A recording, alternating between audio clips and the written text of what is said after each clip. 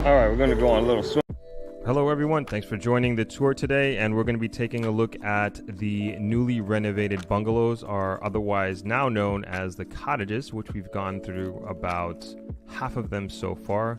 And we're looking at cottages number 4 and 8 at this time. And this is just a view of the balcony. We changed the entrance from being in the middle.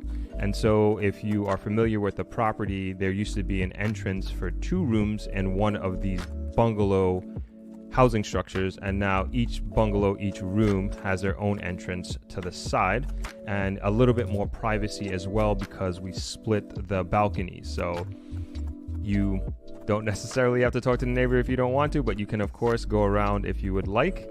And moving into the room itself, these are brand new beds and frames and new design with the throw pillows and the standard pillows in the back there. And then you can also see the kitchenette unit that we renovated, and we'll get to in a second. Also, we added a working desk with a charging station, so you have USB and also Type-C there as well, right below the television. And that's for anybody who wants to get some work done, especially those work from home people.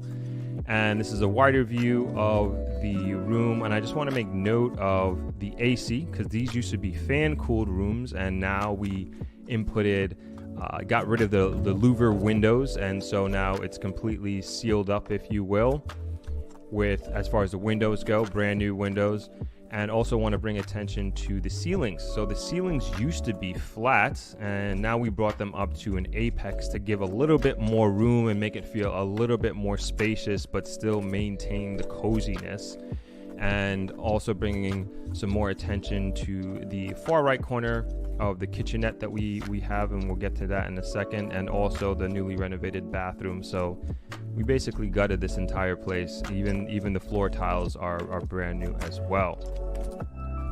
And this is another angle of the bed, and just want to bring some attention to the LED bed frame, as well as the embedded nightstands and lamps, and another view of the kitchenette, I should say.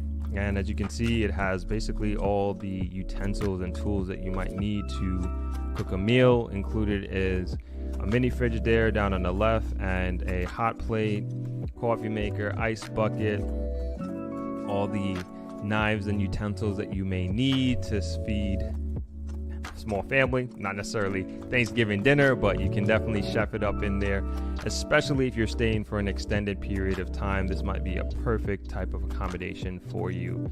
And that essentially is the kitchen. And now moving on to the bathroom. And as I mentioned before, like floor to ceiling, new floor tiles, new ceiling tiles. Got the LED frame around the mirror just to give a little bit more lights. We changed out the square louver windows for the ship window, I guess you can call it. And we got the rainfall shower head and the glass frame shower door. Even the towel holders, those are all new. And again, trying to bring together everything in the room, the kitchenette, and to complete the cottage experience, if you will. So very happy and proud of how this was done, and really wanted to give a modern look and feel to this new room category, the cottage. And so also with this wider angle, want to bring attention to the closet. So you got some drawer space there, and you got some hanging space as well, and your safe, of course, and the ironing board is on the other side in between the closet and the window there. And yeah, another angle of the room. And also want to bring attention to that long standing mirror there, so full frame mirror. And that essentially is the bungalow. And this is kind of our way of paying homage to my dad and where he started from with this hotel, Travelers Beach Resort. Started right with one bungalow and grew. Jamaica finds itself on a transformative journey. The government has committed billions of dollars to infrastructure improvements over the next 5 years, including highways, bridges, hospitals, and water systems. But it's not just the government. Major private sector investments are flowing into the country like never before. Billions of US dollars are being poured into residential projects and commercial developments. The economic indicators are undeniable, showing a positive path for Jamaica's future. Now is the time to be a part of this growth. You don't want to miss out on the opportunities unfolding before your very eyes. Enter ThropX 2024, Jamaica's premier real estate and investment conference, taking place from November 17th to November 22nd in Negril, Jamaica. ThropX is your portal to understanding the investment opportunities available throughout Jamaica. Learn from the experts driving Jamaica's economic success and uncover its potential for yourself. Whether you want to learn how to purchase property in Jamaica, network with top-tier practitioners, or explore what it's like to live and thrive here, ThropX is the place to be. Join a community of like-minded individuals and be part of a group of potential investors ready to grow with you. Join us at ThropX 2024, where all your questions about living, investing, and thriving in Jamaica will be answered. Secure your future, embrace the journey, and see you in Negril. Register now at thropx.com.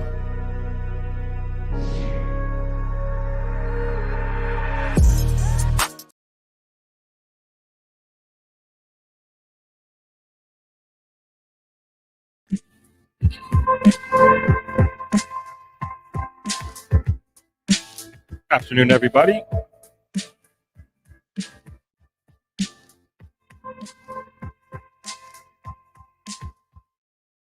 Hope you all are doing well. Happy Sunday. We are not in the studio today. We are actually at my house because I had to do the RJR interview here because we were changing out an electric wire at Travelers, and that's where my studio is. And yeah, it was too much of a risk. Couldn't do it there. Although the power went out here at the end of the interview, which is funny. But yeah, I just came off, it was like hour and some change, almost an hour and a half interview on RJR. It's the Palau show. And just talked a lot about just, my story, my journey here to Jamaica and what it's like now. And then also we talked about the ThropX, of course. But today, pretty interesting topic. Talking about something that Dr. Brown, or Professor Brown from UTech, brought up a couple months ago when we had him on the show on a live stream, and he was talking about the shift in the mindset of younger Jamaican diasporians, and how they are becoming, at least the trend is, they're becoming less inclined to send money back home, back to Jamaica. And the article we're going to read today is going to be about that, but not specifically to Jamaica. It's some African nations. And I found it very, very interesting and it's not particular to not just the African diaspora, but also the Caribbean diaspora, which is part of the African diaspora at the end of the day. And it's just interesting that it runs, that trend, if you will, is running across a multitude of cultures. So we're going to talk about that, go through this article, and love to hear your thoughts on this. And I think it's going to make for an interesting next few decades as Jamaica right now continues to rely heavily on the remittances from the Jamaican diaspora sending money back here. Remember, that is the number one light item on our P&L, so to speak, and that is coming in from resources coming in from abroad, from different diasporas around around the world. So yes, welcome to the show, everyone. Welcome to another Sunday stream. Let me know where you're chiming in from, what city, what state, what country. Always love to hear it. Like I said, I'm not in my studio today. I'm here at my home. One day we'll do like a home tour or something, show you what it's like. Yeah, I'm definitely going to do that at some point. But let's go through some comments so we can get into the stream subject matter, which is that article. What's going on, Justin? Good to see you. As Justin says, hit the like button on the way in. It helps the channel out, y'all. It really, really does. I really appreciate it. And thank you, and big ups to all my channel members and my Patreons. I really, really always appreciate your support. It means a ton to me and really helps the channel out a lot. What's going on? Only agreeing sometimes. Good to see you. And afternoon. What's going on, Chris? I hope the U.S. Open was awesome. I didn't catch any of it. Wagwan Phil. Happy Sunday, Donna. Chiming in from Ottawa. Donna says, great interview on RJR today. Throp, thank you. Thank you very much. Very, very good, Mr. McDonald. He's a great interviewer and great energy. Great energy. Very different from my style of interviewing, but I really appreciated how he went along and brought me along, and the questions that he asked were really thought provoking. Vivine, hello from Palm Beach, Florida. Good to see you. Dawkins, happy Sunday to you as well. Nadine, what's going on? Mystical, hello. Thanks for chiming in. Thanks for joining. Yeah, Donna, yep, you're right. We lost you at the end of the show. Yeah, the power went out as he was talking about how lucky and how blessed we were being spared with these natural disasters. Lightning was going off like crazy here. And yeah, we lost it. That's okay. Crystal's at Travelers. Happy Sunday to you from Travelers. Only agreeing says, do you use Chatbox Host Messenger for your property services? No, not that I don't think so. As far as I know, we don't. Corey says, bless up Throp in chat. Thank you. Andrea Crawford says, Andrea, Westchester County, New York. Ricardo, what's going on, man? Good to see you. Thanks for hopping on. Peter V says, checking in from Southern Colorado. Glad to be here. Awesome. Thank you all for your comments, and thank you for chiming in. So let's get right into the article. And like I said, I found this, I find this to be so interesting because as we were saying before, I'm going to share my screen here, and then also I'm going to put the article in the chat so you can read it for yourselves if you'd like. Is as we kind of like break down the macroeconomic cycle that we're in, and we're supposedly going to be going through as it relates to housing, mortgages, the real estate boom that we're feeling right now in Jamaica, we recognize that a lot of this sits on how well our Jamaican diasporans, or just America in general, does. You know, how well does America do? And we are very much in lockstep with America. And that's just the reality of our economy in so many ways. Not only do we rely, get rid of this cough. Not only do we rely on them in respect to the tourism dollars, you know, because that's the majority of people coming in to Jamaica are from North America. That's the largest market, hands down, no question, as far as tourism goes. But then when you look at the money, the remittances that are being sent to Jamaica, that is from people in the Jamaican diaspora sending money back home to the family here. And that is a huge driver of the economy here locally, an incredibly huge driver. And you can think of like anything any family member here in Jamaica needs, you know, groceries, taxi fare, school fees, as we're in September now, all these sort of things. A lot of it is being driven by finances and remittances from the US. And that sits on how well those families are doing and those individuals are doing in the US and Canada. And going back to our example, if they get fired, they lose their job, they're part of a mass layoff, are they going to still be sending the money back? Maybe, probably. But our secondary question was, are they going to be, how much of a priority is that second mortgage that they have down here? You know, are they going to skip payments? Are they going to only do a portion of the payment? So a lot of the ecosystem, the financial ecosystem, again, sits on that and relies on that in a very big way. And this article, although it's not directly related to Jamaica, it's still very pertinent. As I said before, we had Dr. Brown on. He's the president of UTEC in Kingston, and he's the first one who brought this up to me live. And I found that so interesting that the younger generation is not necessarily feeling obligated that they have to send money back home. And this article takes a similar but also different spin. And let's just read through it, and then we can comment on it afterwards.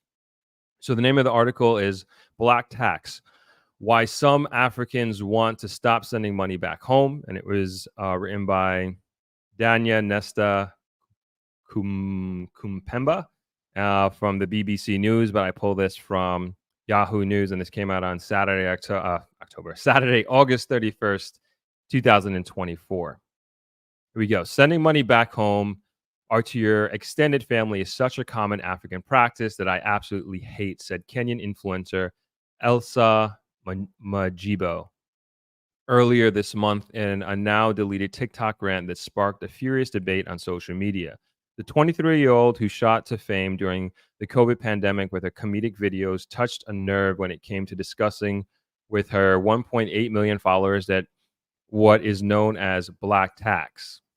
This is when Black Africans who achieve a modicum of success, whether at home or abroad, find themselves having to support less well-off family members. Giving back is seen as an intrinsic part of the African philosophy of Ubuntu, which stresses the importance of the family and community rather than the individual. The question for many is whether this is an unnecessary and welcome burden or part of the community obligation to help pull others up.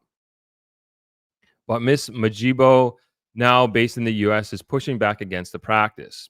In the video, she said her father had supported members of the extended family for years, and now they were looking to her for help. She turned her anger on one particular unnamed relative.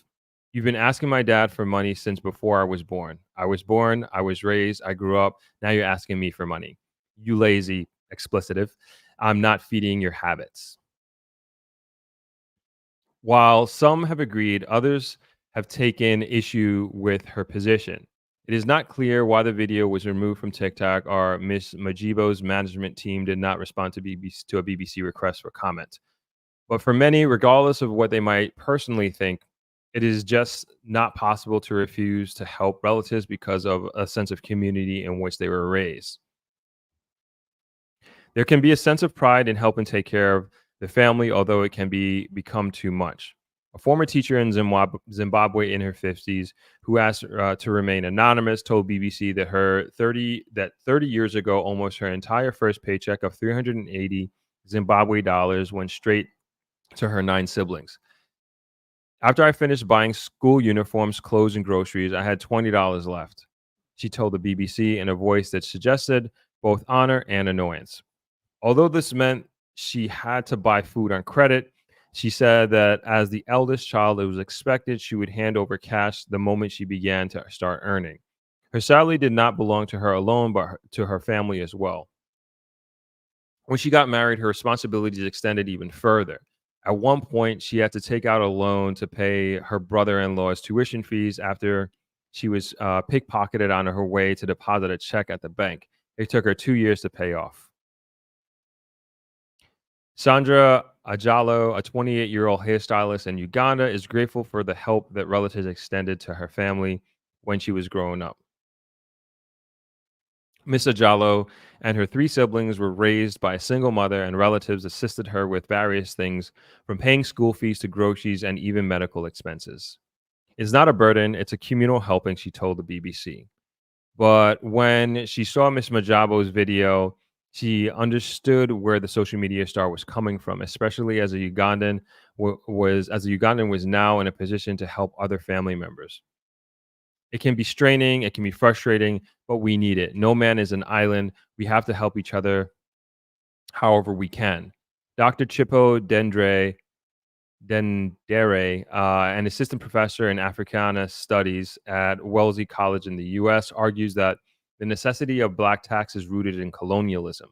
The system of oppression that concentrated resources in the hands of the colonial power, a tiny minority of settlers, made it impossible for the majority to accumulate assets. This left many black families with no generational wealth, Professor Dendere said. In many cases, after independence, rather than being upended, the inequalities were replicated.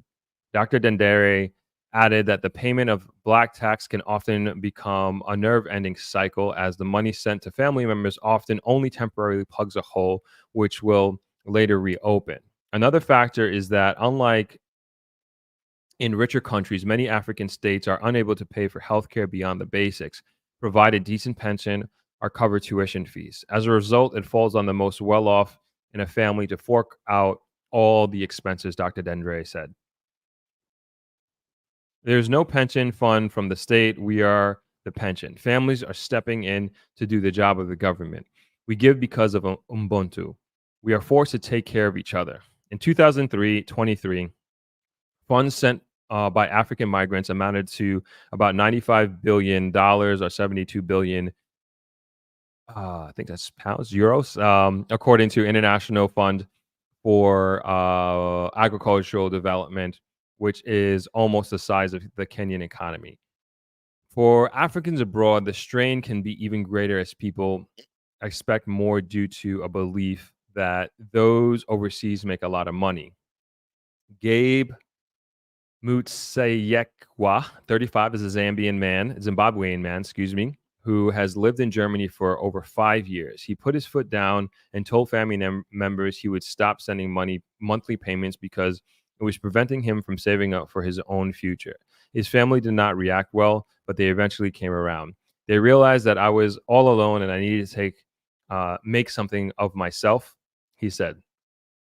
At one point, he sent home £2,000 for £2,000 for a family emergency when he was still a student doing part-time jobs.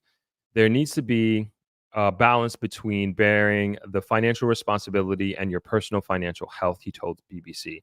Many people have noted that family members can feel a sense of entitlement to your money, especially when the person is rich. This particularly irked former Nigerian footballer Mikel John Obi. Last year, he spoke about the black tax during his appearance on the Rio Ferdinand Presents podcast. When you come from Africa, when you make money, it's not your money. It's not just your money. You have all these relatives, cousins, whatever you call it, he said. He added that relatives kept having so many kids and expected me to take care of them. While not everyone agreed with Elsa Majibo's rant, it seems to have touched a nerve, especially among the younger generation. But Dr. Dendre argues that unless Africa can truly develop, black tax will be here in perpetuity. And yeah, that's the end of the article. I'd love to hear some of your thoughts on that.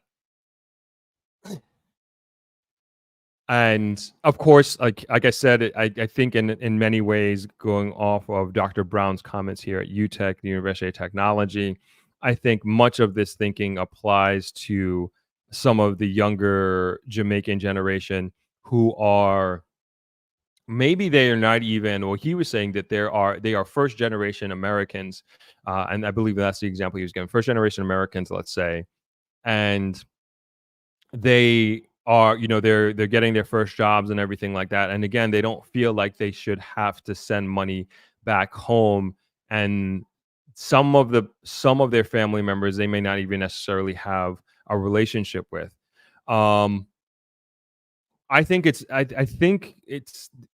important to do so. Like, and I understand both sides of the coin here, is that if you're here in Jamaica and like your family has pooled its resources to get you to, and like a lot of sacrifices have been made for you to go to America, for you to get educated, and you become literally like the breadwinner of your entire family. I would think that you'd want to give back, and that you'd want to do that, and that you'd want to show your respect in that sense, that you wouldn't be where you are without them. So there's a big part of me that feels that way. But then with the example that they were giving at the end, where people are just having kids and the expectation is that, oh, my cousin in Milwaukee is going to take care of my third child. Like, that's crazy. That's a different, that's totally different from the first example that I gave. And I think that that sort of expectation is ridiculous. But I do agree with what the Wellesley professor was saying at the end, and in terms of applying it to Jamaica. He said, but argues that unless Africa can truly develop, black tax will be here in perpetuity. And so, same thing with Jamaica. Like, of course, you want to, like, I hope we want to get to a situation where we are, we become we as in Jamaica, that we are able to be self-sustaining and hold our own and be a country of producing and productivity. And this all goes back again to the conversations that we've been having the last few weeks about the importance of education and focusing on how do we make ourselves, generally speaking, across the board as Jamaicans, be of much higher value to the general market and bring a lot more to the table as individuals, and then of course collectively. So that's that's kind of where my thoughts are, and that's kind of where I think things come back to. It's always going to come down to education. It's always going to come down to, like, how can we produce more as a country. And the 6 STEM schools that the prime minister was talking about rolling out, I think that's a huge part about it, of it, and a big first step in that direction. Let's get to the comments here real quick. Let's see. And Gore says they feel so entitled, not even a thank you. Okay, I guess you have some experience, and please elaborate. Oh, okay. I see your comments here. I've learned my lesson the hard way. I really do not care anymore. Sorry to say, Throp, that's very simplistic. You want to elaborate a little bit more on? You don't have to tell us everything, but it seems like you've had a bad experience or a multitude of bad experiences sending money back to family or friends here. I'd like to hear what you have to say, or what your experience has been like. Mr. Brown says you can't help anyone if you don't help yourself first. Yeah, I agree with that. I agree with that totally. Like, there's one thing, like, emergency happens, like there was an example where somebody had to send 2,000 pounds back home because of an emergency. Like, emergency happens, like a family, everybody get together, pool resources, we gotta do what we gotta do at the end of the day. But to be somebody that is just staying at home and expecting a barrel and expecting money to come in to Western Union, and you're not doing anything to help yourself, I don't support that, even in the slightest. Even in the slightest, I think that's ridiculous, and I think you're a liability on the country, and you're a liability to your community, especially if you're young and of working age. And I hope that I hope we're not supporting that in any way. I hope we're not supporting that in any way. I think that really is ridiculous, because then you, as a person, where's your ambition? Why would you work? What incentive is there for you to do more with your life and to be greater than you are today? There is none, because you have a Western Union or transfer coming in next month. And I also think that the appreciation of a dollar is going to slowly go down, and you're not going to have it because you haven't gone out there to earn it. And I am one for, like, helping each other out and helping family members out, absolutely, no matter what. But there's levels to help. There's levels to kind of maybe the example that Anne may tell us about, of having an expectation to just get money for the sake of getting money. It's like, what are you doing for yourself? Like, and also is like, is this forever? Especially like if you're a young person, youngest person, that you are going to just be getting this money. No, of course we got to help. We have to help. And it's a very, very, very big, especially if you're the first person, and I also understand that pressure too, at being the first person to leave a country and to be abroad and to be in a developed country and have the obligation and expectation to send money back. Like, not only, I mean, be successful first and then to send money back. Man, that's a lot of pressure. That's tons and tons of pressure. And I'm sure there are times where you possibly could be living a lot, being abroad, that is, you could possibly be living a lot worse than your family members at home. And I mean, give you New York, for example. Like, New York, you don't want to be poor anywhere in the world, but New York is one of those places that's like, no way I would want to be poor in New York. It is just a different feeling. And I've been broke in New York before, young and broke, and it is just terrible. It is terrible, terrible, terrible, terrible. And it's hard to say, like, is it better to be broke in New York or broke in Jamaica? But I mean, I choose Jamaica all day, man, because at least you got the weather, you got the beach, you got friendly people. Like everything is the opposite in New York, is the exact opposite. And nothing moves in New York without money. I mean, nothing, nothing, nothing, nothing. I mean, geez. So anyway, just my thought went down a different rabbit hole with that whole example. All right, let's see what else we got here. TDC says it's important to have clear and important boundaries concerning money. Don't help somebody because you want something in return. Two, I think it's a conscientious and principle issue, and let people show you their appreciation despite you helping them, but don't allow entitlement to become your motive for wanting it back from people you've helped. Three, give freely and not use guilt and shame as a tool to solicit funding from family members in better positions. It's a lot about you and possibly not in a good light. I think not about you meant not about you. Okay. I mean, fair enough, fair enough. And like I said, is different situations of expectation, entitlement, and for sure. I mean, I think the mindset still is in a very big way is that a large like people who are going abroad are have a high level of appreciation of the people who help them get there. And even right now, we have a bunch of students from our NEAT program right now that are in Florida in Disney World and going to Epcot Center.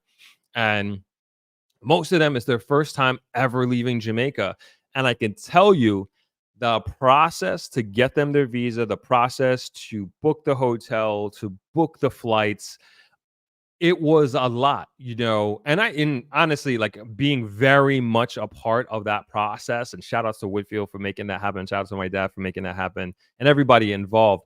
But it was a lot of work to make that happen and to give these kids this opportunity to go abroad for the first time, to go on an airplane and to go to Disney World, you know, and they deserved it. They absolutely deserved it. But it took a lot of hard work. And I can only imagine, like us being the organizers of this trip for them, the hard work that their families had put into it to like get the money to help them pay for the visa and to have spending money while they're there, by all of the expenses that went into it.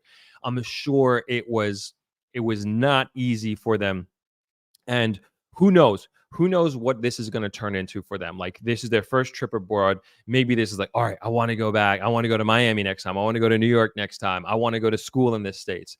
And I hope they have the mentality of like, I'm here because my family helped to get me here. Now I need to help them. I need to give back. I need to bring them up with me. And I think that's very, very important. I mean, to me, that'd be totally ridiculous and selfish if they're like, all right, I'm here, I'm abroad, I'm done with that family. I'm that's out of my family and that's out of my life. I'm moving on.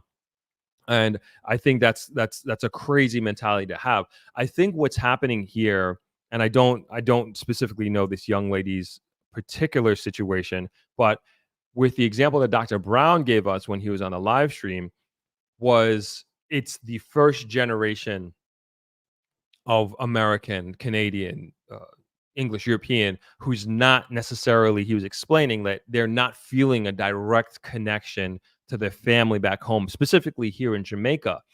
And they don't have that sense of obligation. And a lot of the young people are earning way more money than their parental counterparts, right? It's just like minimum wage. I mean, expenses gone up too as well, but for a dollar amount, like they're earning really, really good money, especially like, you know, if you become like a doctor or you go into tech, um, you're earning like extremes amounts of money, you know. And but who's to say, you know, I'm not pocket watching here or anything like that, but who's to say how much they should give back and what they should give back if they should give back. But if they, and I'd like to ask you that, you know, if you're like, say like me, right? If you're first generation American, Jamaican, Fijian, and born and raised in America, and I didn't come down here to Jamaica. Say I just stayed and got a corporate job and stayed in America, but I spent some summers down here. I don't have any like I wouldn't feel like any sort of obligation to my family down here to send them money, nor would I don't think they would even need it. All my family down here they're all teachers. But I don't know. Like my dad never, as far as I know my dad sent, I'm sure I know helped my grandmother out, his mother out, when she was alive, when she was with us, and always took care of her. Absolutely. But I don't know of like the expectation to be that. And so my question is like, would that be expected of me? Like that has never come up. Would I be subject to like sending money down here? As somebody who didn't grow up here, didn't or anything like that. Like should I be sending money back to Jamaica to my family? Because I don't know. I don't know. So it's just one of those thought experiments. Let's see what else we got here. Janice Morris says there are two sides to this. Migrants in the early 50s to 70s used to send money to help further family members' education. Now it's about materialism and living above their means. I think that's a very, very, very, very good point. Even on the radio interview I did today on RJR, like I was gonna say, I forgot what we were talking about. We were talking about almost like I'm paraphrasing here, but basically, desperation causes people to do things against the law. Let's call it that. And to your comment here, Janice, I think that it's in many situations, not all situations, in many situations, it's not about necessarily like, hey, I don't have money to put food on my table. I don't have money to send my kids to school. It's more about, can you send me the new iPhone? I'm not saying all of it, but a lot of the times it is for material things. It's not about the basic stuff. And I'm not saying it should only be about basic stuff, but it shouldn't be necessarily about things, like you said, that are living above people's means. It's like we got to be laser focused as a family and as a team and as a unit. Like we are going to get ourselves out of this, and we're going to use these these very, very limited resources in very strict manners. And the goal is like as a family, we're going to elevate and we're going to rise above where we are currently. And we're going to do this not only for our generation, but for the generation to come. And I think it's important to have those types of conversations. And I think it was TDC was saying is like setting those expectations very clear in the beginning, what this money is for, what this is used for, and like where are we going? What's the 5-year? What's the 10-year? What's the 3-year plan to get ourselves out of it? And I think it's a huge blessing to have one of your family members to be abroad and to be sending resources back home. But it shouldn't be like, all right, this is life. This is the way it's going to be. The goal is like at some point we got to be self-sustainable. Norma Davis says, that's my sentiment, Throp. You have to be going to school or working. Absolutely. Absolutely.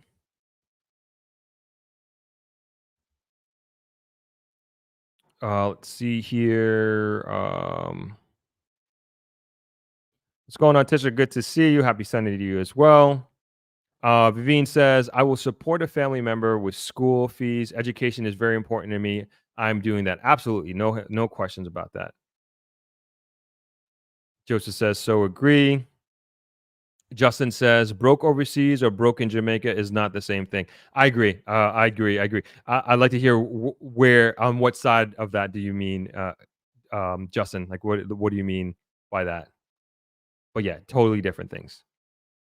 Natural Yard says, definitely better to be broke in Jamaica than the U.S. Yeah, agree. Definitely better to be broke in Jamaica than the U.S. Janice says, these new generations send the same story to as many family members abroad, so they come out like brother Nancy. Bala says, tell them, Throp, New York broke is no joke, but I know a lot of people and are smart can get help and get you back on your feet. Yeah, like trust me, it's like because there's like no, at least I like there's no help, and it's one of those things too. And like it's just like this psychological like that I effect that it has. And I think that it makes it so much worse because it's just so extreme there that you're broke. Like you can't even go out for a meal. It could be McDonald's, it could be a 3-4 star restaurant, whatever it is, and you're taking the train late night, all these things, right? And then on top of that, you're seeing like the craziest wealth at the same time. I mean, just surrounded by like even the buildings you're walking past, like this is a billionaire, that's a billionaire.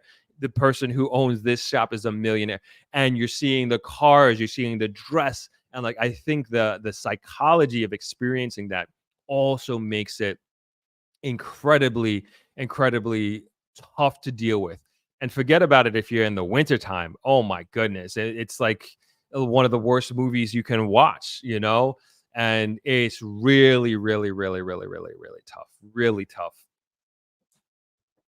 I was gonna go down a whole nother stream. Yeah, let's do it. Like I had a friend on Facebook, and he just posted, obviously I'm not going to say his name or anything like that, but he was just saying how difficult it is to raise a family in New York financially. And it was a really sad but also very vulnerable post. And he posted it the same day, and there was like 89 comments. And this person is not an influencer or anything like that, but there was a lot of relatability in that. A lot of people was like, "That's why I left New York," and then a lot of people were agreeing with him how hard it is. And he's like he's well into the six figures in terms of how much he's making per year, and he lives not even New York City. He's like upstate, and he's just like it's so expensive, and they have a couple kids, and I'm like, man, that is crazy. Because like growing up is like once you get a six-figure job, you're good. You're gonna be okay. But like being in New York and forget about it, having a family, that is not a lot of money at all. And he was just going on and do it like just having like different comments, responding to different comments. I think I actually screenshotted a few of them. But I mean, is he broke? I don't know. Like I wouldn't. He's not poor, that's for sure. He's making multiple six figures, and yeah, I'm just reading the comments here. Sex has become a terrible. It's become a terrible place to start a family. I'm tired of it. Unless you have parents who are at that level to help you, or somebody else dies and leaves you money. You're stuck in a hamster wheel, no matter how well you do career wise.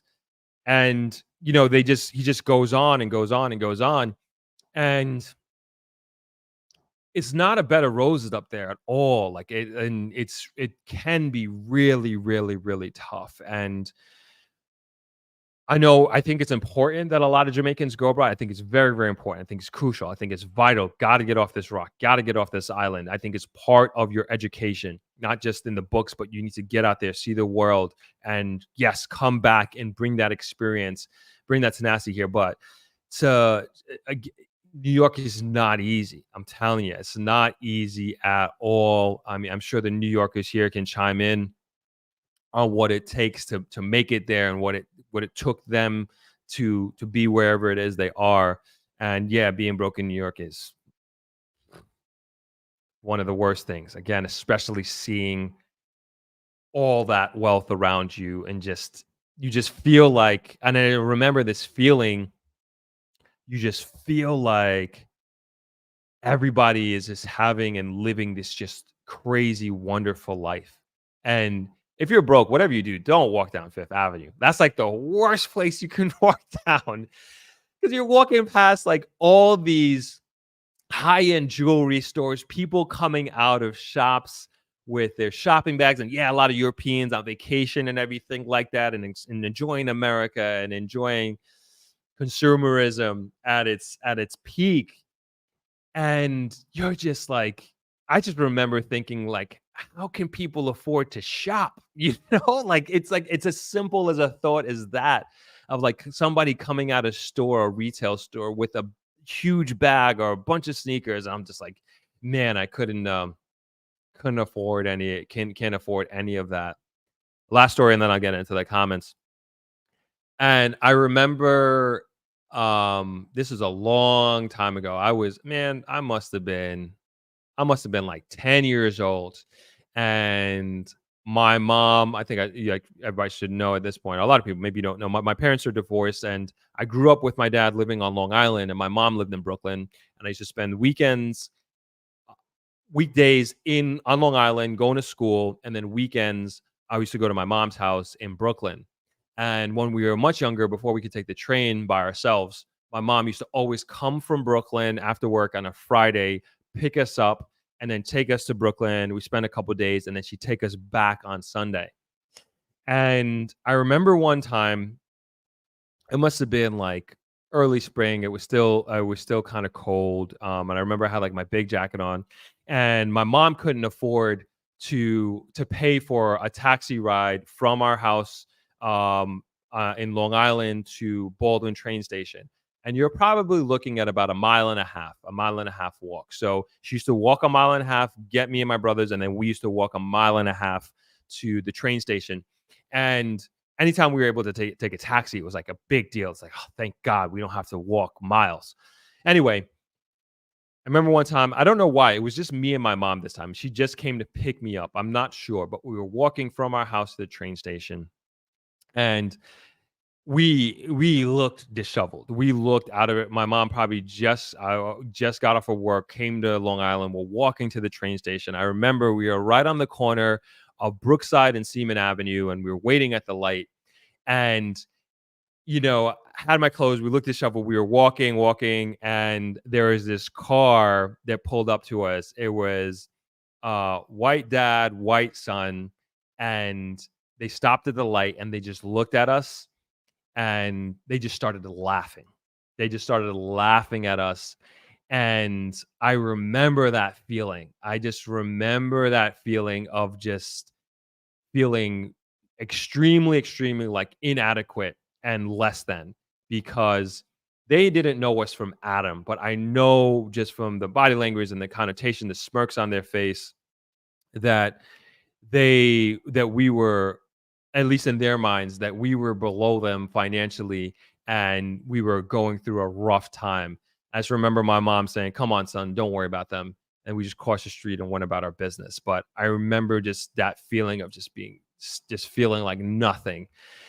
And that was definitely like a big, big, big driver. But like the point in explaining that story is that being broke in New York is just like, like, I'm not necessarily saying like people make you feel worse than you are. Sometimes they can directly, like in that example, or they can do that just by living their lives, just by going out and having a meal and being on the corner laughing, right? And then you just don't have anything to laugh about because, like, damn, like, yo, how am I going to pay this bill off? Or why can't I do that? Or why can't I do this? And I can only imagine what it's like now with social media being part of the game. But yeah, not cool, not cool. All right, let's get back to some more comments here. Where are we? Oh, a lot came in. All right, Wayne says, congrats on the 50K. Throp, thank you. Appreciate it. Appreciate it. Coach Donnie says, times are hard for the workers in Jamaica, especially in the food and hotel business. Foreigners, from what I've been told, the UK vacationers don't tip like Americans. I try to help out as much as possible.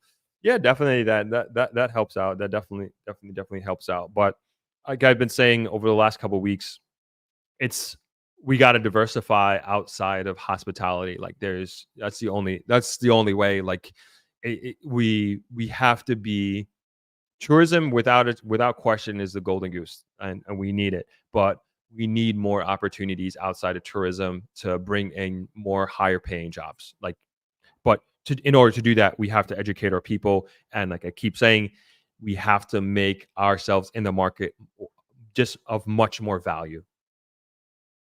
Copeland says, there are lots of Jamaicans here in Florida sleeping in their cars. They have nowhere to live. Yeah, and I'm sure it's very difficult for them to even think about sending money back home. Justin says, UK people don't tip. Go to England and see if anyone tips. That's right. That's not part of their culture. Wayne Smith says, nowhere like Jamaica, man. Shauna, what's going on? Welcome. Tisha says, they're going to come back telling their families far and nice. Bala says, but when reality kicks in, when you have to go fend for themselves, they're going to want to cut out back to Jamaica. Yes. Only agreeing sometimes says, I think the reason for people not following the past generation's footsteps, sending barrows, is due to lack of family pride. They have to get out and focus on self, especially if they heard uh, fam robbery stories. What's going on, Simone? Good to see you. Mystical says, at the end of the day, never forget your roots. Absolutely. Alice says, if they don't want to send money directly, they can start charity and send it that way. Tisha says, I believe you give because you have a heart to give, not out of obligation. Well said. Yvonne, what's going on? Nice to see you. Shona says, when I was younger, I remembered that I used to help my mother pack barrels to send to Jamaica. Fun times. Yeah, I think that's yeah. And I see. I remember doing a video. I did a video for Dennis Shipping in Florida, and wow, I seeing like a lot of families were packing back. It must have been like before Christmas or something like that. I'm almost certain it was because it was like November. Like the warehouse was buzzing, like trucks going around, people moving this, people moving that, and the families who were packing, they're not even barrels, yes, but like some of them were like these crates and these boxes in extremely prideful way. Extremely prideful way. Like everything was packed so neatly and so specific, the items that they bought. I interviewed some of them and just asked them why this was important to them. And they had that pride, they had that connection to their family back home. And I could tell this is something that they wanted to do. And it was an all day thing. It was not like they just throw in some things. Like they were there for hours. They got there before I was there. When I left, they were still there packing. I'm talking about loads and loads and loads of stuff. So that is definitely that pride and not having this obligation. Like this is something that they want to do. Tony Max says, blessing throppers.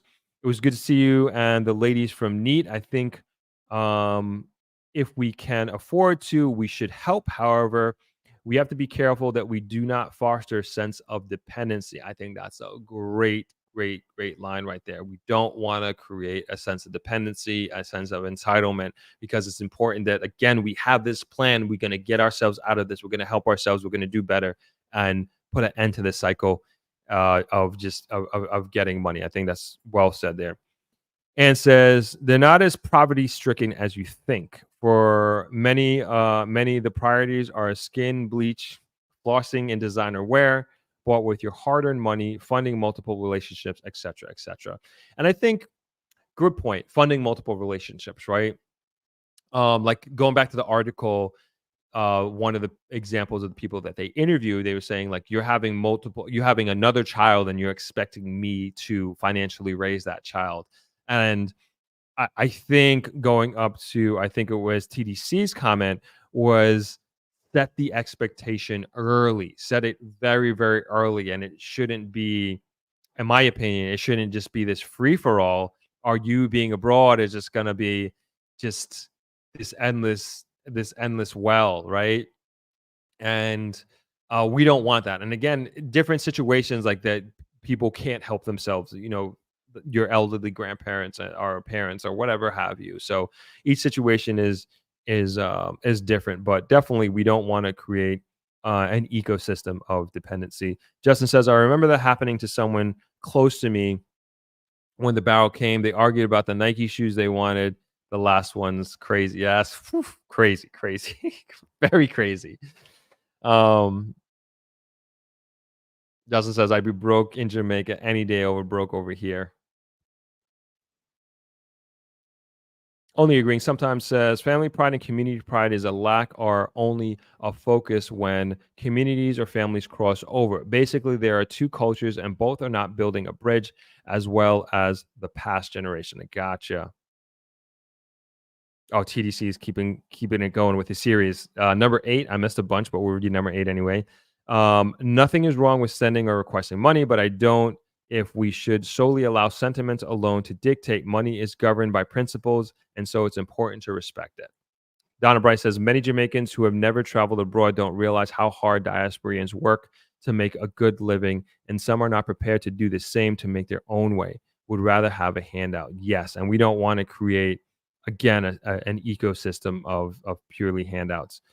Tony Mack says, my interest lies in helping people with education or doing something to become self-sufficient. And I think that should be the goal. Like, that's it. Become self-sufficient. Become self-sufficient. And the goal is, and what we're trying to achieve here is I'm helping you along your way, education, schooling, first job. But like eventually you're going to be on your own. Eventually you're going to be on your own.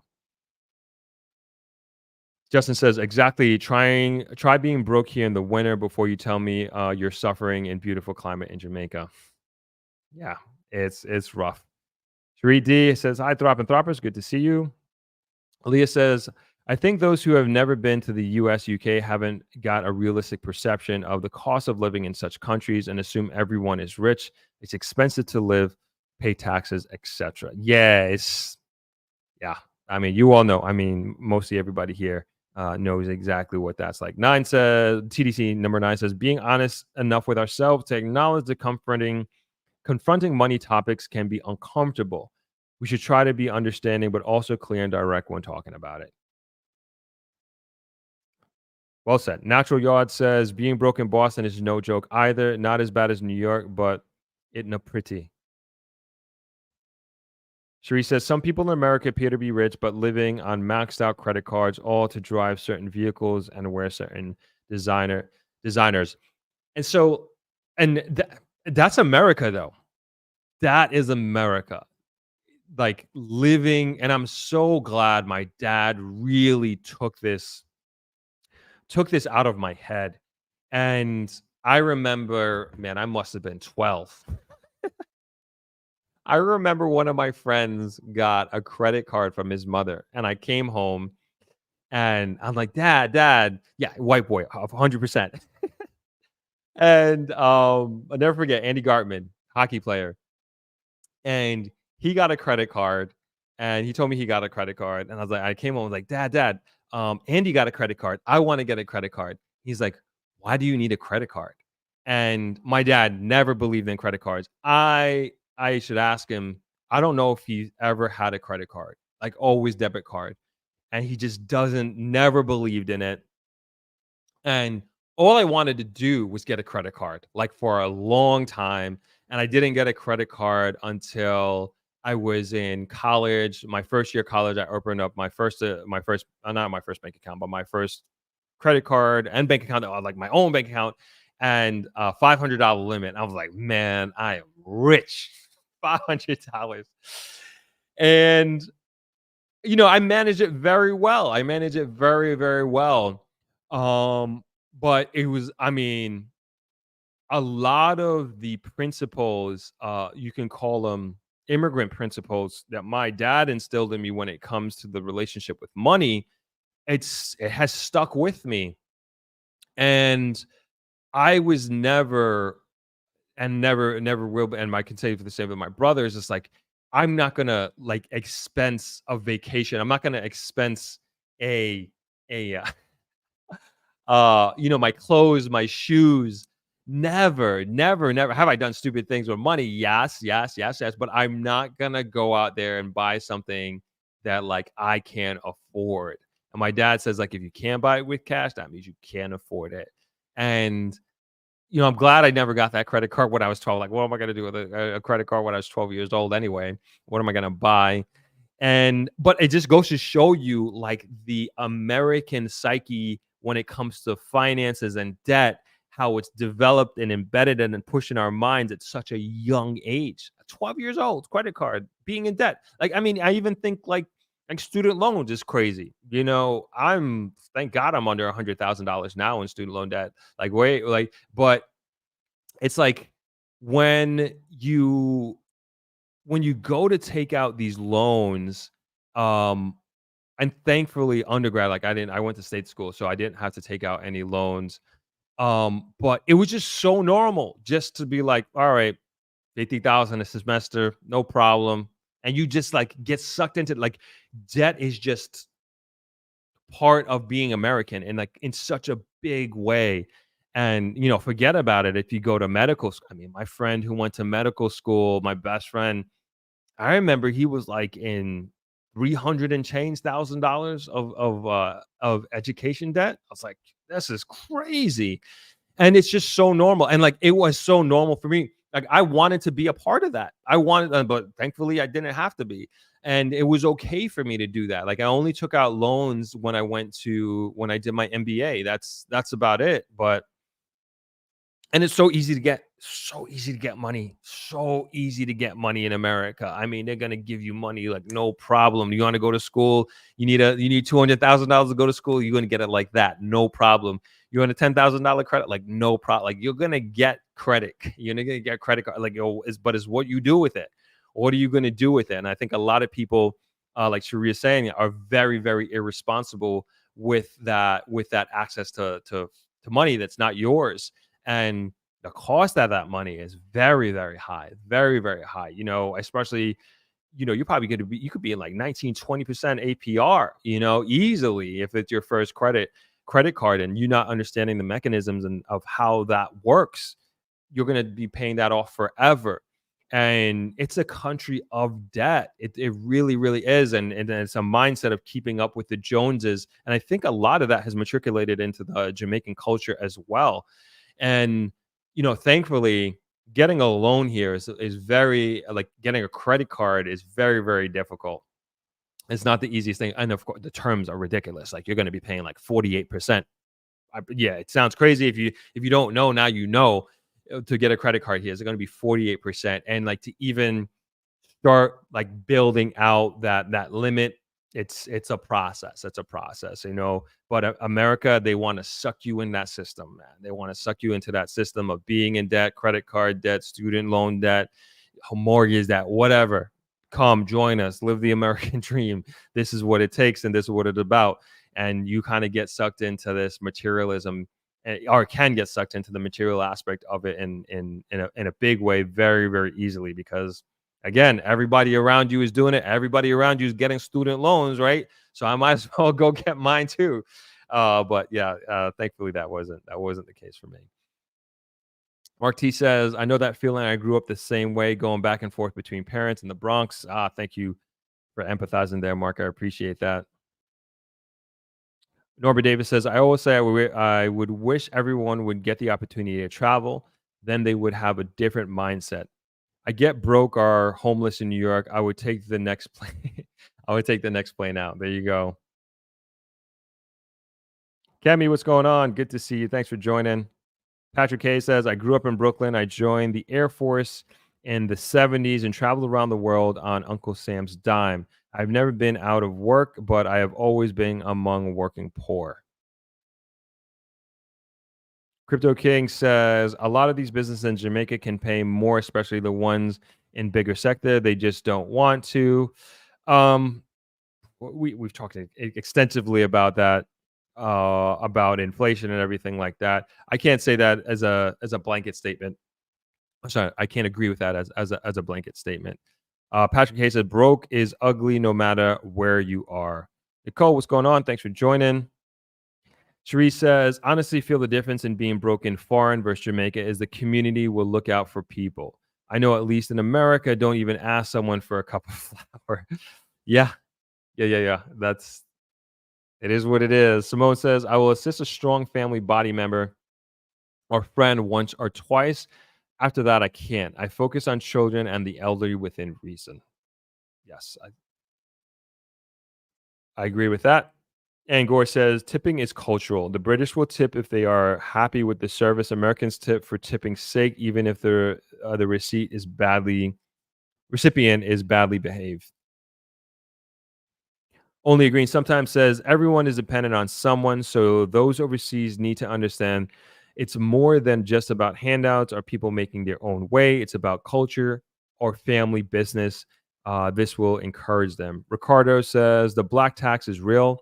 I'm all in for investing financially in the growth of others as long as they pass the baton to uplift others and not become selfish after getting help. Yes, I think that, and I was saying the same thing before. I think that's the way that it should be because we all are standing on the shoulders of somebody and others. Nobody got here on their own. And I hope we all recognize and believe in that. Donna Bryce says social media personalities. Ling Lam did a whole video on this. Ling is American and Lam, her husband, is Nigerian. He takes issue on entitlement. He said nobody calls it. Ask just how he is. Patrick Hayes says credit and debt drives the American economy. That's right. For better or for worse, right? Only Agreeing sometimes says when family members don't want to share the network they use to get their net worth, that tells you the whole story. Shame isn't being independent, right? Philly Yardy Vibe says, does Jamaica echo a plantation economy? I'm not sure what you mean by that. Not sure exactly what you mean by that. All right. Yeah, I thought this is a good discussion, an interesting one, and curious to see where it goes. What the future holds in respect to what this new younger generation is going to do, and you'll be able to tell, right? You'll be able to tell as folks in the diaspora begin to retire, maybe they begin to move to Jamaica, and the new generation is moving up the line in terms of earning power. And let's see what they do with that earning power and what the remittances show, because this is tracked very clearly and very directly, and we can see year to year what Jamaica is bringing in as in regards to remittances. So it'll be interesting to see where we go, but I hope on the parallel side of things that we are continuing to be focused here on island on becoming a more self-sufficient country, and I think we are. But I think it's something that we need to continuously push and make it part of the regular day-to-day conversations that we have about education, about bringing new industry to Jamaica that doesn't exist, and giving new opportunities. And again, I'm going to find a better word or a better phrase than this, but it is definitely, to me, the question of how do we at scale increase the value of the average Jamaican, the value that they bring to the marketplace of the average Jamaican. How do we make them smarter? How do we make them more efficient? How do we make them more innovative? Like this is the question, right? And how do we do it quickly? For the younger generation, the babies that are born right now, without question, it's education and getting them into a system that cultivates that type of thinking, that type of mindset, that creates opportunities along those lines. But now, even for the young people who are in school now, again, how do we do that at scale? How do we do that at scale? All right, let's get a few last comments here. Shauna says, just a friendly reminder to hit the like button if you haven't already. Please listen to Shauna. Would appreciate it. Patria says, hello, Throp, tuning in again from Florida. Where's the best place to return to Jamaica? The prices of homes. Can I survive on my Social Security retirement? We're going to get to that. Great question. I'm going to save that. We're going to get to that before we close out here. Patrick Hay, what is the real estate situation like now? Some of us still want to come back home. All right, that's one and the same. That'll be the last two questions, I guess. And then says, yes, want to live very comfortable on Social Security income. And she says, hopefully more people will take the overseas opportunities and send money and bring it to Jamaica to build something for themselves and employ people to offer opportunities there. That's my dream. Oh, awesome. I love that. I love that dream. Beach Rock Maxim chiming in from Treasure Beach Rock Villa. Awesome. Thanks for being here. Beach Rock Villa. Got to check that out. And what's a plantation economy? Yeah, I didn't understand that. I don't know what that is. I don't know what a plantation economy is either. All right, so let's get to these questions. I'll repeat them real quick. Patria says, "Hello, Throp, tuning in from Florida again. Where is the best place to return in Jamaica? The prices of homes. Can I survive on my Social Security after retirement?" Good question. Great question. So I always say, if you don't know where you want to live in Jamaica, because there's no best place, because but everybody has their best place. There is a best place for you as an individual, but I can't tell you where that is. It really depends on what you're looking for, what your lifestyle is like. Um, are you social? Are you trying to go to the club? I know you said you're going to be getting your Social Security, but I don't know. Maybe you still like to get out there. Do you like to go to concerts? Are you a foodie, like to go to like different cuisines, different restaurants? Are you trying to join clubs? Or do you like mountain life? Do you just like being in nature, and you like waking up early to nice brisk air and quietness and just the birds chirping, waking you up in the morning, that sort of thing? Do you want to be on a farm and grow your own fruits and vegetables, or do you want to be on the beach here in the grill, waking up to the beautiful Caribbean Sea like every morning? Like, I'm literally looking out my window and I can see this sea, and and I love that, and I love the quietness of Negril. I love to being able to get up and run in the morning and run on the beach like I did today. Um, Negril for me is like a happy medium. It's definitely not a city, not at all, but there are things to do, and I like knowing my neighbors. I like knowing people when I'm walking around, saying hi to and good morning to. Like, they know me, I know them, and has a very community type feel to it, being here in a very, very strong way, and I like that, and that's important to me. So that's me and Negril. Um, so I tell people, my advice to people is like, especially if you haven't been here in a while, Jamaica that is, and you haven't spent an extended period of time here in a while, I think it's important for you to come down here and get a feel for different parts of the country, because yes, everywhere is still Jamaica, but there are nuanced differences to each part of the island. And I think that's one of the beauties of Jamaica, is that you can experience the same country in vastly different ways. And I encourage you to take a road trip. If you can spend a few weeks out here, spend a few days in Treasure Beach, spend a few days here in Negril, spend a few days in Port Antonio and Kingston, Montego Bay, Ochi, Treasure Beach, somewhere in the mountains, like all of it, and if there are some of the names of the places that I listed that are just complete no's for you, then cross it off your list and spend more time in those other places that you might take into consideration to living and moving. So it's a lot to take into consideration, and it's not a small decision to make. Also, don't feel like, if you are making a move, so to speak, don't feel like you have to buy something.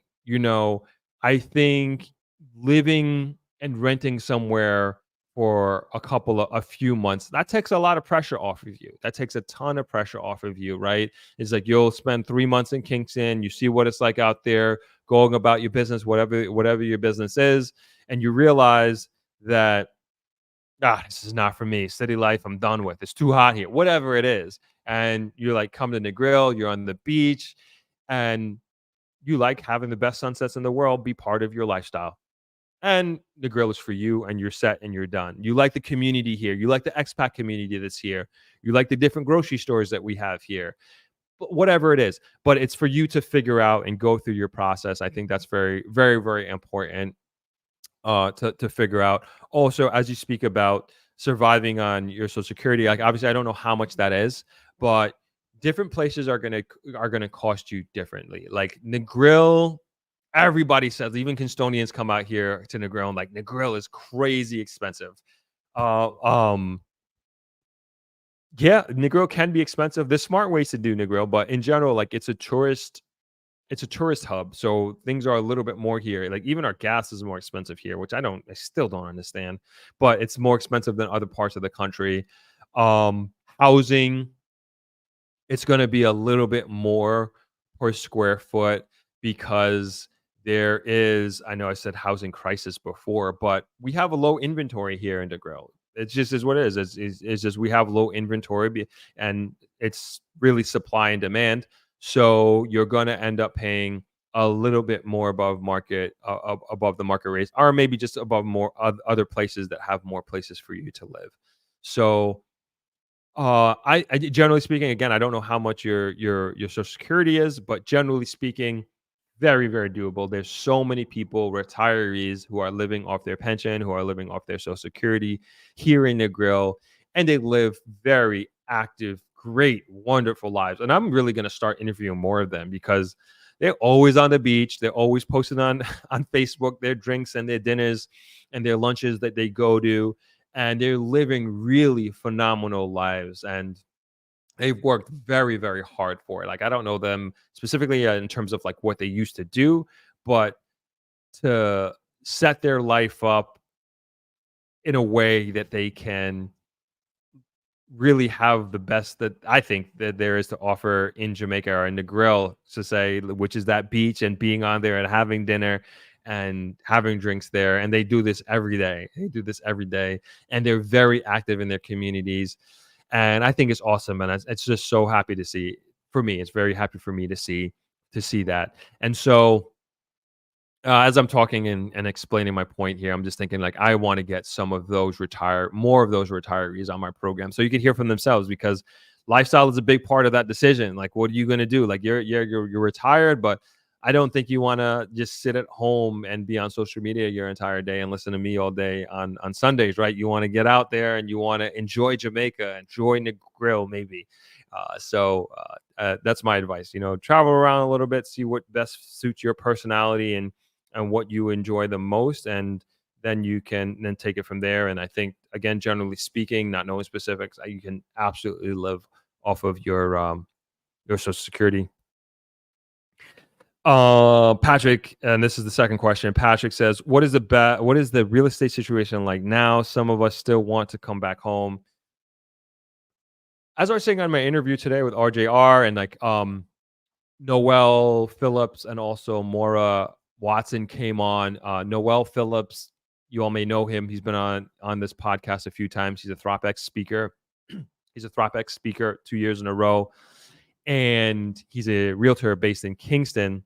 Maura is a realtor based on the South Coast and Negril. She is one of the principals that did the deal on the hotel that was sold during ThropX 2023. Not West Ender, and it's called the West now, but it was called Coral Seas on the Cliffs. And she specializes in this area, and they both continue to be extremely optimistic about the real estate market in Jamaica. And the real estate situation in Jamaica is different depending on where you're looking, right? There are some sections that are quite saturated. We've talked about this before, like pockets of Kingston, Ochi side. There's just a lot of high activity there in development and apartments for sale and rent. Whereas on this side in the grill, it's just way quieter. But the group that bought Coral Seas Cliffs, they're rolling. These guys are rolling. They bought the hotel next door, the SOV hotel. You know what? I'm gonna bring up my map. You guys are forcing me to bring up my map here. So that investment group, which came about, share my screen here, which came about from ThropX 2023, right? And they all came in as individuals, and they decided to pool their money and buy this $3 million hotel. And now they're in the process of converting that $3 million hotel, 30-room hotel, into 30 luxury condominiums. And construction has started. I've done a video on it. They're doing great. They're doing phenomenal. Very proud to say that came out of ThropX. So just so you all know, this is Jamaica. We are on the westernmost part of Jamaica, the grill, and we're going to zoom in. This is the 7 mile here. This is the 5 mile, 2 mile. And then we're going to move downtown. And this is, let me know if I'm going too fast. This is the Negril roundabout here, and we're going to go to the west end, and I'm going to show you. Hopefully, I always get nervous when I'm traveling these roads digitally. I'm going to show you where this property is. So this is Coral Seas Cliffs, right? Let's see if any pictures come up. Yeah. All right. This is it right here. Let's see if we can take a look at a few pictures. This is Coral Seas Cliffs. Beautiful property. This is the pool. Beautiful. Let's see if we can. This is looking out from the sea, and just a gorgeous, gorgeous, gorgeous, gorgeous view. I mean, imagine waking up to that every day. Beautiful, beautiful. I mean, this is pretty much anything West End Cliffs. You're getting this spectacular view. You're getting this spectacular, spectacular sunset. Just phenomenal. Just phenomenal. Okay. Anyway, I can go on and on about that. And so they bought this $3 million. And then I can say it because Maura said it publicly now. They bought the hotel next to them, which is the SOV. Hold on. Am I bugging here? Sorry. SOV here. Yeah. Yeah. This is the SOV hotel here. So they bought this property next door. Let's see if they have any pictures. And like I said, anything on the West End Cliff, you're getting this phenomenal, spectacular, spectacular view. So guess what they're going to do? They are going to make that into one big property, and they're going to knock down this wall. And those guys are rolling. They are creating and driving M&A in Negril in a big way, and they're bringing literally millions of dollars into the Negril economy. That's huge. Anytime you're seeing M&A activity happen, and they're doing it in rapid succession, in my opinion, but it just shows confidence in a market, and they're bringing players to the table that may not have necessarily even considered investing in Negril or in Jamaica. And so here, to answer your question, Patrick asked me what this real estate situation is like now. Some of us, when you come back home, I think it's incredibly rife. It's great. It's phenomenal. But I also think it's important to be very clear about what your goals are, because some people are coming to invest. They want to do Airbnb, they want to do long-term rentals, but other people like yourself, you want to come home, you want to be in a nice neighborhood, you want to have a community. I would like to think maybe, and you want to be part of a community, and so you have to look for the elements of that, and just being very clear on what you're looking to try to achieve with your retirement, you're looking trying to achieve in purchasing a home here. And I think that and I like to believe there is something for everybody here, but it's important to do your research. Very, very important to do your research. And, buying into a place like the SOV Hotel, which is right next to Coral Seas Cliffs here, I don't know the specifics of like what it takes to do the buy-in. I'm not even sure if they open that up to the public at this point in time, but it's a big deal. It's a big deal that this sort of thing is happening, and it's changing the West End. It's changing this neighborhood. There's going to be a lot more activity, not just with the purchase of this property, but there is a hotel or two hotels that were essentially not doing any activity, essentially shut down. But now you're having tons of people going there. And when I say tons, we're talking about like maybe 30, 50, maybe 100 people. I don't know. It's relatively small, but for like a little Negril community that we are, that is a lot. That's more people buying gas downtown. That's more people going to different restaurants. Some of those people who invested have come to Travelers for dinner, and it's small. It's a meal, right? What's a meal? But that's something that is more money in our community. And everybody who bought in, the majority, 95% of the people who bought into this are Jamaicans, are part of the Jamaican diaspora. 95% of the people are part of this investment group. And I think that's a wonderful thing, because that type of investor, cares about Jamaica. And yes, they're here to earn a dollar and have appreciation on their investment. Nobody's arguing with that at all. But they're also coming with a mindset that they want Jamaica to succeed and they want Jamaica to do well. And I think it's an absolutely beautiful thing that this is happening. Maura also mentioned that at ThropX this year, this same investment group is going to be presenting a real estate opportunity on the beach, and I'm very, very thankful. They are saving it for ThropX, and I can't, and I appreciate that. It's giving me goosebumps because they are so thankful that they had the opportunity through ThropX to buy Coral Seas Cliffs and then subsequently the SOV Hotel, that they are saving this property exclusively for ThropX. So if you are at all interested in investing in a beachfront property, and they are a handful of beachfront property left in the ground. I'm talking about less than 5 that are available for sale in the grill on the beach, and maybe not less than 5, definitely less than 10. I'm just kind of thinking like, yeah, maybe there's some I don't know about, but definitely less than 10 lots that are for sale on the beach, and they have got their hands on one, and I already know what it is, but they're telling me they're saving it for ThropX. But if you want to know or learn more about it or be a part of it, come to ThropX. If you can't make it physically, you can buy a virtual ticket at thropx.com. We'd love to have you. We'd love to have you. Justin is saying the grill is a special place, maybe not for everyone, but definitely special. Yeah, I agree. It's may not be for everybody, but it's definitely is a special place for sure. I agree. All right, let's get the last through few comments here. Hello, Agent Throp and friends. Super thanks. Agent Throp. Nobody has called me that in quite some time. I appreciate that. Thanks for joining. Mystical says the grill is that heavenly getaway. The tranquility is priceless. Patria says, I appreciate the answer. No problem. Anytime. Daniel says Negril is the Key West, Florida, a little more expensive than the mainland. Good point. I never thought of it like that. Mystical says Negril is that golden heaven of serenity. Not going to argue with that. Vivian says I'm planning to return with my home ready when my home is ready in Suncoast.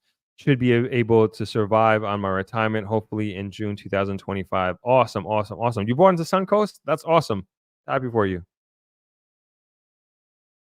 Justin D says, as a logistics professional, I enjoy the map every time. You got it.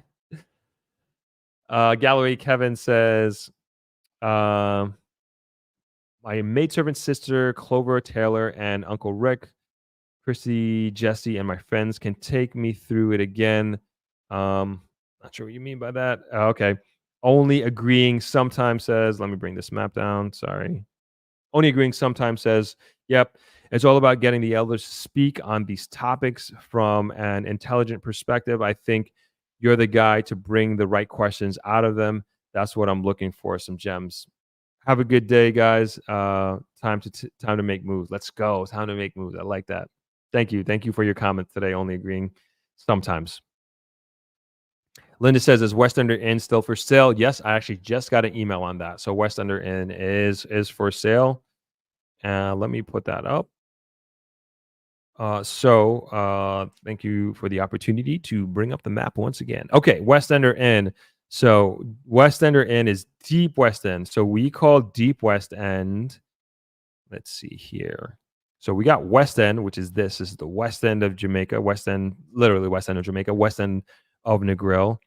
And then when we get down here, LTU, the caves, Natural Yard, Whoopies. Okay, yep, sorry, here. So there's a fork in the road right here. Nope. Wait, where am I? Wait, sorry, here. Yeah, this is the fork in the road here. You can go left here or you can go right here. Just natural, great restaurant. I'm going to do a video on this restaurant at some point in time. Very great natural food. Really, really awesome. Owned and run by Christine Tyson. If you're in the Negril area, definitely check out this place. Really, really awesome, authentic, natural food. I haven't been there in a while. I'm going to do a video on them. I got to go there at some point. Okay. Just want to shout them out as we're going through. So basically, as you get past this point, this is what we consider Deep West End. And this is where This is where the West Ender Inn Hotel is, and there is a cliffside part of their property, and then I guess you could call it the roadside, almost called the morass side, but the roadside of the property. Beautiful place that is for sale. I can show you some pictures here if they have any. But this is the property here.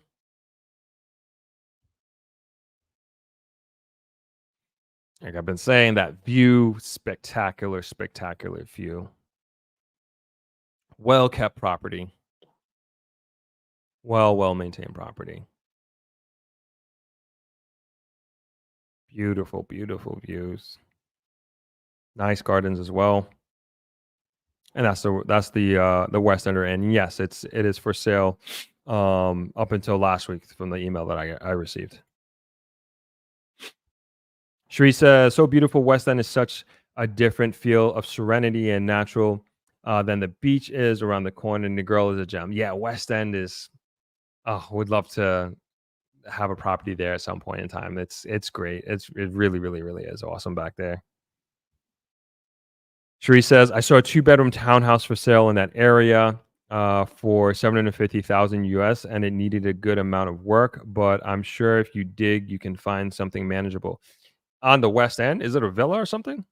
I'd love to know if you have any information on that, Sheree. Sealy says, be careful what you classify yourself as. Black has no status protection in law. Okay. Shauna says, also the virtual attendance is the next best option as well. That's right. If you can't make ThropX in person, virtual attendance is the way to go.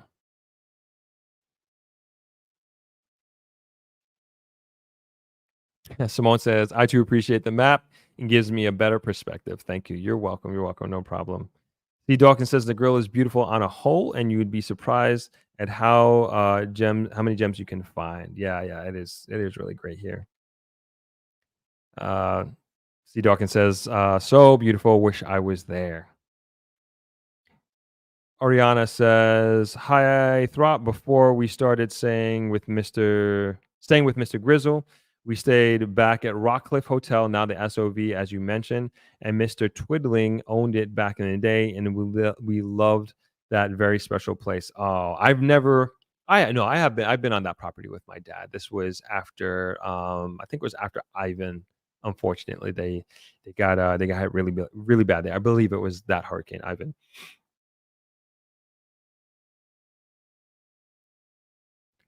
Linda says, regarding West End Inn, do you recommend staying somewhere when it's being sold? Yeah, that's fine. I mean, even like, Samsara and Legends are like they've been for sale, and they're as far as I know, everybody's still going there having a great time. So yeah, no problem at all. I feel like we just had some people who stayed there at West End Inn, that is, and they had a good time. So yeah, absolutely recommend. Perfectly fine to go. They're still maintaining and still doing a good job.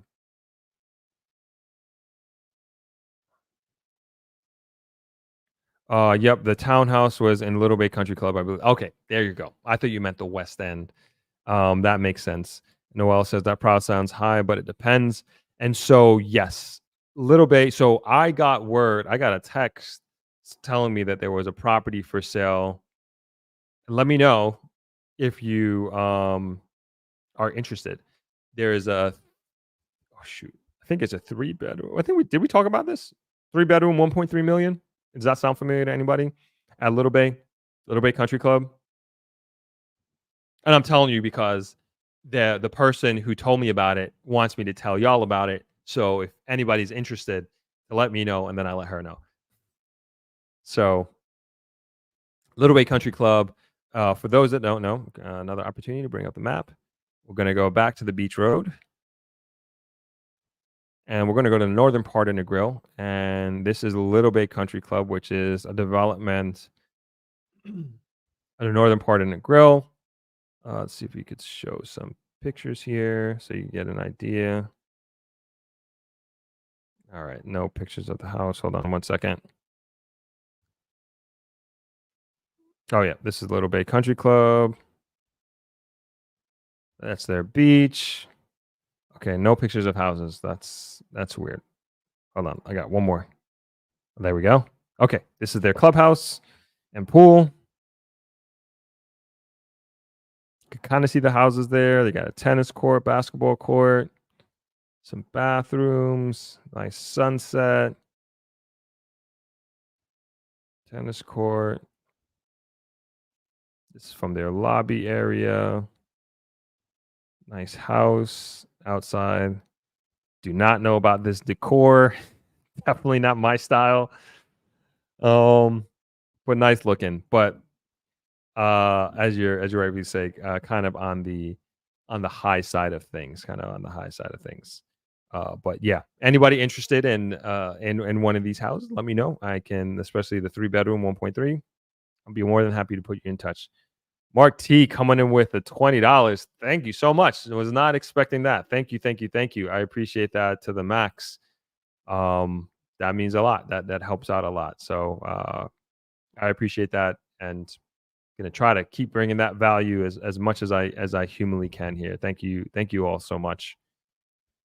So yeah, that's the last of it in terms of my final thoughts, so to speak, on real estate. Not my final thoughts, but like my ending thoughts here right now with real estate here in the grill, real estate in Jamaica. I think there continues to be great opportunity here. And we're going, I know last time we were talking a lot about like macroeconomics, and we're going to continue to have those discussions and try to stay up to date and as informed as possible. And we want to make very sound, intelligent, and informed decisions when it comes to investing, especially in Jamaica. And as I hear things, I will let you all know. And I will continue to say, like, I really do think ThropX is just such a great resource of information for you to get really boots on the ground information on what's happening, not just in the real estate market. You're going to get that like full on. You're going to get that full on with ThropX, but also just all the other elements that play into what makes Jamaica, and also understanding what is going to make Jamaica's future and what that future looks like. And like I said, if you like, I wouldn't say I said, like Shauna said, if you can't make it physically, come to the virtual aspect of it. Get the virtual tickets, and we do answer, as we try to get as many questions answered that are asked by the virtual audience as possible, and we try to make you part of it and engage with you.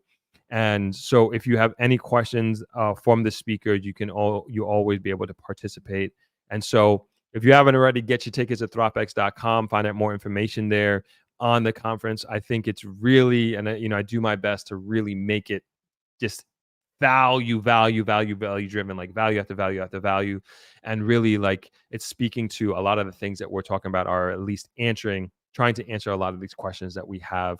And this time we're going to hear a lot from different people who are perhaps where you would like to be and living the life that you want, in the sense of being retired and being in Jamaica, or being a newly formed business in Jamaica, and what that's like, and the challenges, the successes that comes with going down the route. Because I think it's important to hear those stories, because you're going to learn from those people. You're going to see the pitfalls, and then you're gonna make adjustments, right? You're not gonna make the same mistake as others. And instead of making your own mistakes, I think one of the best ways is to learn from the mistakes of others, so you don't double up on that. Oh man, thank you so much, Oriana. I appreciate that. $20 again. Oriana Fisher says, "Thank you for bringing back such a lovely memories. Hope to be back in Jamaica next year and check out your place, Throp." Absolutely. Would love to have you. Would love to meet you. And I'm sure you will make it next year. I'm sure you will make it next year. Thank you again so much for that donation. I appreciate y'all so much. Thank you. Sheree says, just reading her comment. What, you don't like bright neon tropical decor? Joking. Same here. Neutral and earthy colors always more appealing. Yes, I agree. Yeah, that is definitely not my style. Okay, I think we're going to call it there, folks. This was a really awesome live stream, and this was a a back-to-back for me with the radio interview on RJR, which was a lot of fun. I really enjoyed that and hope to do some more of that. And I'm going to leave you with the ThropX trailer, and we're going to come back on, might not make it Friday because I think I got I'm filming on Friday. I'm filming, so guess I can let you guys in on this one. I'm getting PRP shots done on my knee, and I'm documenting it for the channel. And I said this before, like moving into 2025, I really want to bring a higher level of understanding of the healthcare in Jamaica and the good, the bad, and everything in between. And thank you, Justin, on seeing your comment there. RJR interview was good. Appreciate that.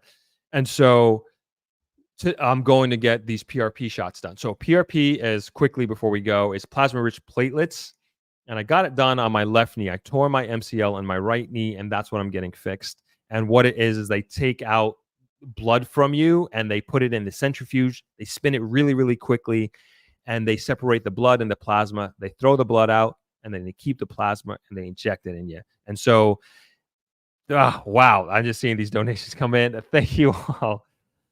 Thank you. You guys are too kind. Thank you, Peter V. Thank you, Shauna. Just following suit. Thank you. I really appreciate it. Thank you so much, all. Thank you so much, all.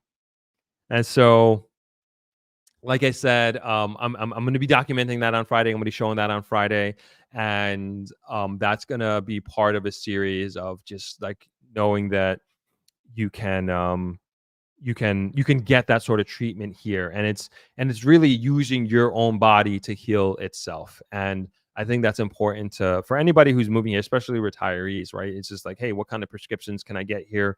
What do they cost? How accessible are they? What kind of treatments can I get here for any chronic illnesses or chronic injuries that you may have? And I think it's important to shed light on it.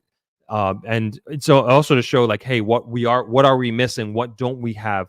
Is there an opportunity for a specialist doctor to come in here and set up shop to provide that service on a higher developed country level, right? And so I think it's important to really show all these aspects of the healthcare system. And so I'm going to be start moving into that next year, and the shoot on Friday is part of that. So if you guys want to see me cry getting the needle stuck into me multiple times, that is the content for you. But I don't think I'm gonna be crying although it's quite painful. Yo, Justin. Oh, you guys are too much. Thank you so much. Justin says almost forgot 50 for 50K. Thank you. 50K. We made it. Could not have done it without you all. Thank you so much. Thank you for all of these donations today. Did not expect it. I appreciate it. Gonna wrap up here with the last few comments. Norma Davis says, Throp, I got an email from Throp. I'm gonna wrap up so you guys can stop doing this.